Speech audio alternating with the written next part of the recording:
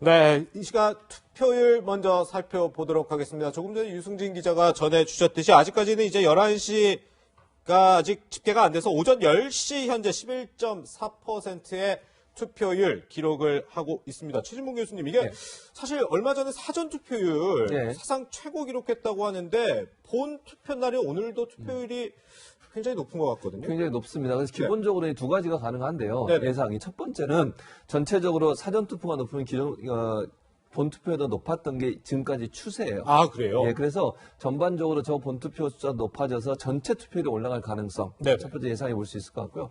두 번째는 이제 먼저 나오신 분들도 일찍 하신 이유 중에 하나가 뭐 두 가지가 있을 수 있겠죠. 첫째는 아마 이제 선거 끝나고 다른 곳에 일부러 가시려고 하는 분도 있을 수 있고요. 두 번째는 코로나19 때문에 사람들이 많이 모이는 걸 좀 피하려고 하는 어떤 심리가 있지 않겠습니까? 그래서 아마 많은 사람이 모이는 시간을 피해서 아침 일찍 투표를 했을 가능성도 있어서 이 두 가지 중에 어떤 것이 맞을지는 아직은 제가 예상할 수 없습니다. 네. 다만 지금 투표율이 예전보다 높았다고 하는 것은 전체 투표율에 영향을 미칠 가능성은 충분히 있다. 그래서 예전보다 투표율이 약간 올라갈 가능성, 전체 투표율이 그럴 가능성을 예상해 볼 수 있을 것 같습니다. 네, 전 변호사님, 지금 교수님은 투표율 좀 올라갈 수 있을 거라고 예상을 해주셨는데 지금 뭐 아직 예단하기는 좀 이르겠지만 전체 투표율이 60%를 넘어설 수 있다 이런 전망도 있더라고요. 저는 이 그래프상으로만 보면은 네. 70% 가까이도 가능할 것 같아요. 왜냐하면은 지난 11일 그리고 12일 동안 사전 투표율을 보면은 7시 때 12%로 시작을 해가지고는 1%씩 시간대별로 계속 늘어가지고는 최종 26%를 기록을 했습니다. 네. 그런데 지금 오늘 본투표를 보면은 7시 때 2.2%로 시작을 해서 3%씩 계속 뛰고 있거든요. 그래서 10시 때 11%가 나왔단 말이에요. 그럼 지난 사전투표에 1%씩 증가했고 지금은 3%씩 뛰고 있어요. 시작할 때 12%로 시작을 해서 26%로 끝났으면은 이번에 그걸 똑같이 도식화해보면은 2%로 시작해가지고는 44% 정도로 끝날 수가 있다고 볼 수가 있거든요. 그래프만 보면은. 그럼 지난 사전투표율 26%, 본투표 44% 해가지고는 그냥 산술적으로 70% 정도 이렇게 나오거든요. 그래서 60%를 훨씬 상회하는 투표율이 나오지 않을까 저는 그런 생각이 듭니다. 네. 저희가 역대 총선 투표율도 그래픽으로 준비를 해봤는데 최근의 투표율을 보면요. 최근 두 차례 총선에서는 50%대였습니다. 최근에 있었던 2016년 20대 총선 58%였고 18대 총선에서는 이제 46.1%까지 투표율이 내려가기도 했는데 이번 총선 정말 이런 많은 사람들이 이제 투표를 해서 60%를 16년 만에 넘길 수 있을지 이 부분도 굉장히 관심이 커지고 있는 상황입니다. 교수님, 이번에 이런 높은 투표율만큼이나 이번 총선 역대 총선과 다른 특별한 점도 상당히 있더라고요. 그렇죠. 왜냐하면 일단 코로나 때문에 여러 가지 이제 변화된 면이 많이 있지 않습니까? 첫째는 이제 투표 시간도 지금 자가격리자들 같은 경우에는 일시적으로 자가격리를 해제하고 투표할 수 있도록 기회를 드렸습니다. 그게 이제 첫 번째 특징이라고 볼 수 있고 두 번째는 투표 용지가 지금 48.1cm가 됐어요. 비례대표 투표용지죠. 그러니까 이게 정말 지금까지 했던 투표용지 가장 긴 투표용지가 된 거죠. 그래서 결국 저걸 이제 자동 그 기계에서 계산을 못하고 그러니까 숫자는 셀 수 있지만 누구를 기표했는지 계산 못하고 다 수개표를 해야 되는 상황이 돼버렸고요. 저런 문제가 발생할 수 있었고 또 18세 최소로 지금 투표에 참여하지 않습니까? 18세들이 그것도 이제 의미가 있는 부분이라는 생각이 들고요. 그런 여러 가지 변화들이 있어서 이게 사실 이제 이번 총선 아까 말씀드린 이제 60% 벽을 넘을 수 있을 거냐 하는 문제도 사실 이제 이런 부분도 작용할 거라고 저는 생각을 해요. 그리고 이제 워낙 또 이번 투표가 진영 대결로 압축되는 그런 대결 구도를 보여주고 있기 때문에 새 대결을 위해서 일정 부분 투표장으로 많은 사람을 끌어낼 수도 있는 그런 특징도 갖고 있다. 그런 점들이 아마 지난번 투표와 다르게 지난번 선거와 다르게 이번 선거가 갖고 있는 특징 중에 하나 이렇게 볼 수 있을 것 같습니다. 네, 그렇군요. 저희 이제 최진봉 교수님이 이 얘기를 전해주고 있는 사이에 오전 11시 현재 투표율 집계가 돼서 저희가 소개를 해드리도록 하겠습니다. 전국 17개 시도 명소와 함께 투표율 저희가 준비해봤습니다.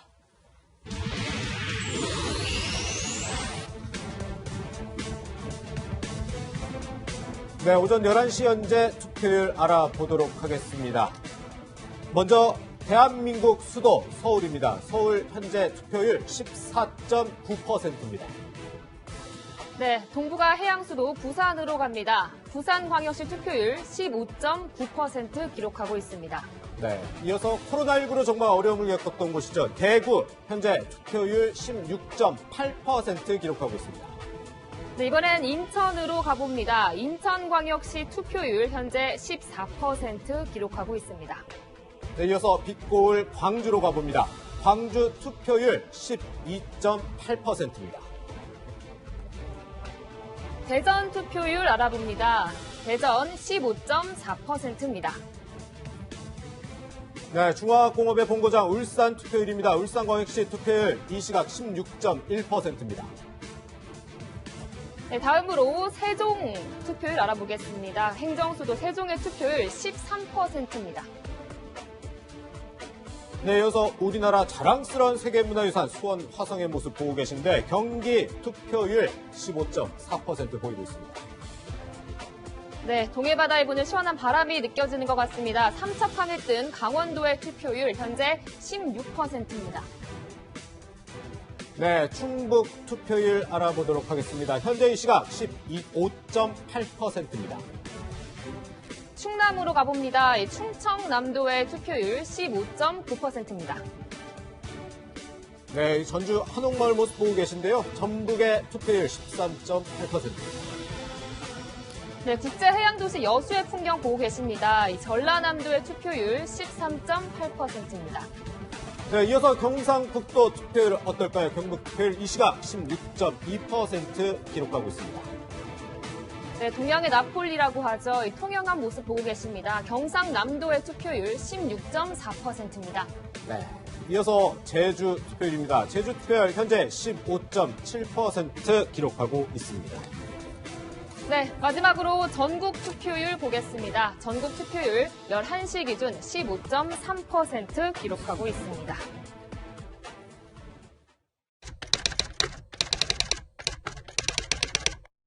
엠번방 사건도 있고 여성들이 잘 살 수 있는 진짜로 건강한 사회를 만드는 군대 갔다 와서 취업이 걱정이고 이 나라를 위해서 진짜 애쓸 수 있는 사람이 진짜로 필요한 거죠. 진짜로 진짜 꺾고 싶어요.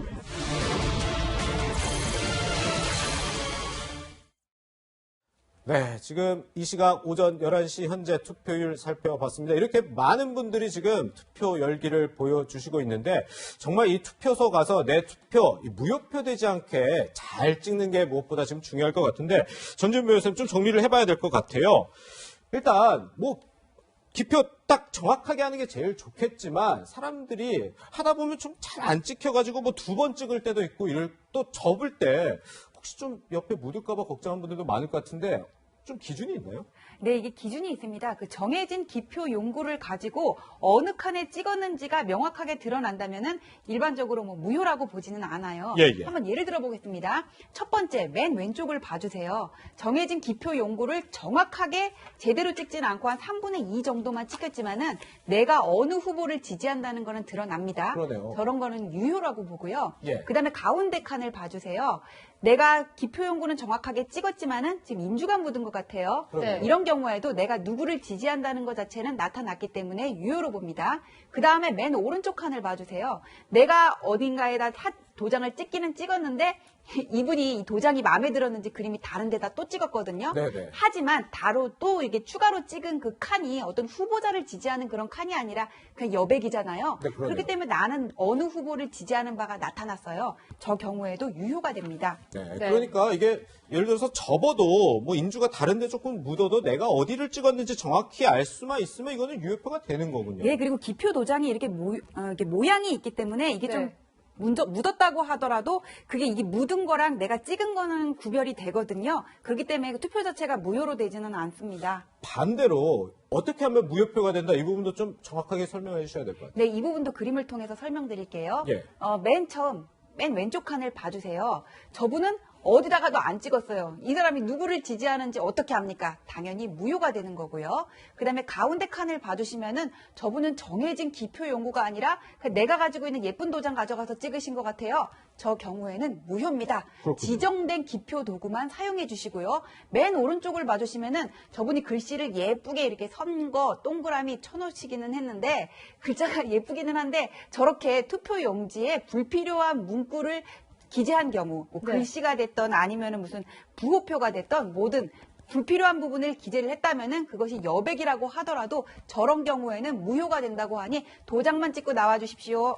네, 그렇군요. 네, 교수님. 네. 무효표 되지 않게 기표도 잘 해야겠지만 네. 투표 용지 순번도 이번에 잘 확인해야 할 것 같습니다. 그렇습니다. 이게 순번이 많이 바뀌었어요. 네. 왜냐하면 원래는 이제 통합 번호라고 하잖아요. 그러니까 비례든 아니면 그러니까 정당 투표든 개인 지역구의 어떤 의원들에 대한 투표든 같은 번호를 일반적으로 이용합니다. 그게 이제 우리가 알고 있는 것처럼 의석수가 많은 정당부터 번호가 부여가 되는 거잖아요. 그런데 이번 같은 경우에 1, 2번이 없어요. 비례용지 같은 게. 정당 투표용지에 보면 1, 2번이 아예 없습니다. 네. 이유가 뭐냐? 일반 투표에서 통합 투표 번호에서 1, 2번을 누가 가져가면 1번은 더불어민주당, 네. 2번은 미래통합당 이렇게 돼 있지 않습니까? 예, 예. 이 두 당이 비례 후보를 내질 않았어요. 아, 그렇죠. 네, 그러다 보니까 1, 2번이 아예 빠져버린 겁니다. 네, 네. 그러니까 첫 번째 올라오는 번호가 3번이에요, 지금. 네. 그러니까 3번이 지금 의석수가 제일 많거든요. 현재 세 번째로 많은 데가 민생당이거든요. 예, 예. 그러다 보니까 민생당이 3번으로 돼 있어서 여러분 투표장 가셔서 그러니까 이 긴 투표 용지를 받으시면 이게 정당 관련된 투표거든요. 네. 비례 후보 투표인데 여기는 1번, 2번이 없다는 걸 꼭 명심하셔야 됩니다. 안 그러시면 혹시나 또 첫 번째라고 1번이라고 생각하시 번호 안 보고 찍으시면 원래 본인이 찍으시려고 했던 번호가 다른 번호를 찍으실 수도 있어요. 그래서 네, 네. 꼭 순서를 보지 마시고 앞에 번호를 확인하셔야 된다. 본인이 어떤 정당을 지지하시면 그 정당이 어느 번호에 있는지를 보시고 찍으셔야지 그냥 순위만 보고 앞에 붙어 있는 순번만 보고 찍으셨다가는 혹시나 본인이 원하지 않는 정당의 기표가 될 수 있다는 점 꼭 명심하셔야 될 것 같습니다. 그렇겠네요. 네, 근데 이제 기표도 잘하고 예. 순번도 잘 확인을 해서 투표를 했어요. 예. 그래도 또 주의해야 할 게 있다면서요. 그래도 주의해야 될 게 뭐냐면 네. 이게 사실은 여러 가지로 투표가 그거 말고는 또 따로 준비할 게 따로 없을 것 같긴 한데 네. 다른 것보다는 열심히 투표하시고 그다음에 제대로 알아보고 오셔야 된다. 즉, 이게 두 개, 이거 얘기하셨군요. 네. 네. 투표해서 해야 될 거 하지 말아야 될 일을 말씀하셨군요. 이겁니다. 포토존에서 촬영은 가능해요. 예전에 다른 점은 두 가지가 있어요. 뭐가 있냐면 예전에는요 표시를 못하게 해서 V자라든지 이런 거 표시 못하게 했거든요. 근데 네. 이거 이번에 바뀌어가지고 사진을 찍을 수 있습니다. 이거는. 네. 그러니까 예전에는 이게 뭐 V자 하면 꼭 마치 번호를 표시한 것처럼 돼 네, 있었잖아요. 엄지척도 안 된다고 그렇죠. 그러고. 안 됐는데 이번은 그게 가능해요. 예, 예. 이게 다 바뀐 점입니다. 그래서 포토존 촬영도 가능하고 투표 기표소에 어디 뭐 몇 번 투표소 이거 있는 부분 찍는 거 이건 가능하고요. 그다음에 아까 말씀드린 V자라든지 뭐 손가락으로 뭐 엄지척을 하고 이건 가능하고 그리고 나머지 부분이 안 되는 부분은 뭐냐면 투표 용지를 촬영하시면 안 돼요. 네. 그건 법으로 안 되는 게 안 되도록 돼 있고요. 그다음에 투표 용지를 훼손하는 것도 물론 안 되고요. 네. 그리고 투표선에 100m 내에서 투표를 참여를 권유하는 그런 행동도 하시면 안 된다는 점, 이런 점을 꼭 명심하셔야 될 것 같습니다. 그렇군요. 네. 전재현 변호사님, 그러면 이제 개표 결과, 물론 이제 투표는 6시에 끝나서 이제 자가격리자 투표까지 한 6시 15분쯤에 끝날 거라고 지금 예상이 되는데, 결과는 언제쯤 저희가 확인해 볼 수 있을까요? 네, 이제 오늘 출구조사는 6시 15분에 나온다고 하는데 많은 분들이 이 출구조사가 맞을까 이제 걱정도 되시고 또 뭐 궁금하기도 하시고 오늘 새벽 아마 잠 설치는 분들 많으실 거예요. 예, 예. 그런데 이제 선관위에 따르면은 지역구 선거는 실제 개표가 종료되는 거는 내일 오전 4시라고 하고요. 예. 그다음에 비례대표 선거는 내일 오전 8시라고 하거든요. 근데 이건 어디까지나 종료고 지역구 같은 경우에는 그 이전에도 지역구 상황에 따라서 어느 정도 윤곽은 드러날 것으로 보이고요. 근데 다만 이 비례대표 같은 경우에는 개표가 끝난다고 해서 끝난 게 아니라 각 정당에 이렇게 의석을 배분하는 절차가 또 남아있기 때문에 네. 개표가 종료된다고 하더라도 실제 어느 당이 몇 석을 가져가느냐 여기까지 나올 때까지는 좀 더 시간이 걸릴 것으로 보입니다. 그렇군요. 네. 네.